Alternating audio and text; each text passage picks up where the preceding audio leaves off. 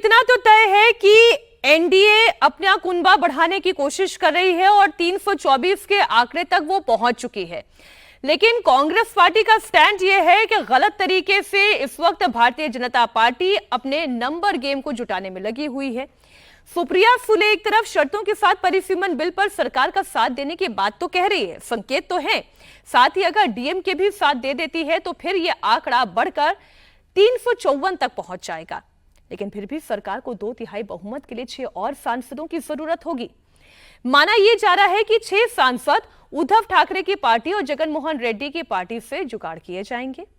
उधर कांग्रेस पार्टी ये कह रही है कि परिसीमन बिल पर आखिरी फैसला तो इंडिया ब्लॉक की मीटिंग में ही होगा। हमारे साथ है कांग्रेस के नेता और राष्ट्रीय प्रवक्ता अतुल लोंढे। लोंढे साहब, जिस तरह से परिसीमन का बिल विधायक जो है वो अगर लाया जाएगा तो उसके लिए एनसीपी शरद पवार पार्टी शर्तों के आधार पर समर्थन देने की बात कर रही है, कैसे इसको देखते हैं? देखिए, बिल किस स्थिति में आता है, कैसा आता है, वो तो आने वाला वक्त बताएगा। अभी बिल तो आया नहीं है, उसके ऊपर हम कांग्रेस की लीडरशिप तय करेगी। लेकिन अभी प्रेजेंट फॉर्म में जो बिल है उसका हमारा विरोध है, हमने उसे डिफीट किया है क्योंकि वो देश का विभाजनकारी बिल था। लेकिन आपकी जो भाषा है, आप कह रहे कि विरोध है, यही साफ साफ भाषा क्यों शरद पवार की पार्टी इस्तेमाल नहीं कर रही?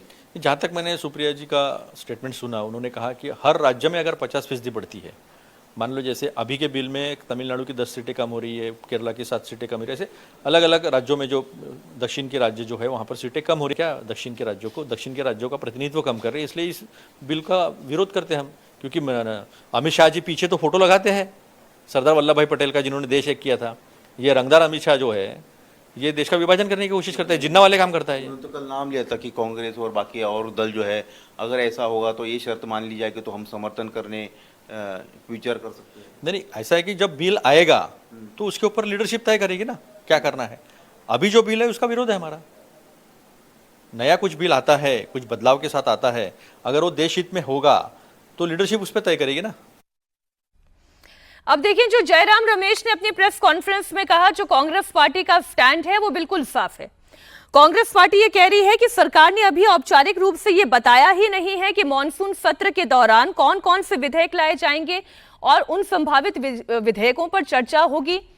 तो पहला सवाल तो यही है कि क्या सरकार भी अभी सोच रही है, विचार कर रही है, जब तक डीएमके से कोई कमिटमेंट नहीं मिल जाता है तब तक परिसीमन बिल को फ्लोर पर नहीं लाया जाएगा। इधर कांग्रेस पार्टी के सामने सबसे बड़ी चुनौती यह है कि वो इंडिया ब्लॉक को कैसे इंटैक्ट रख पाती है।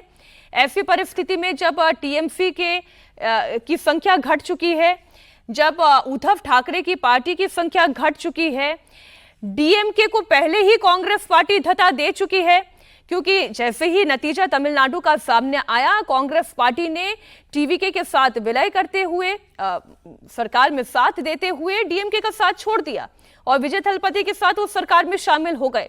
ऐसे में क्या स्टालिन के 22 सांसद सत्ता में जिस तरीके का उन्हें धोखा मिला है, इस आधार पर वो एनडीए का साथ देते हैं या इंडिया ब्लॉक के साथ खड़े होते हैं, ये बड़ा सवाल है।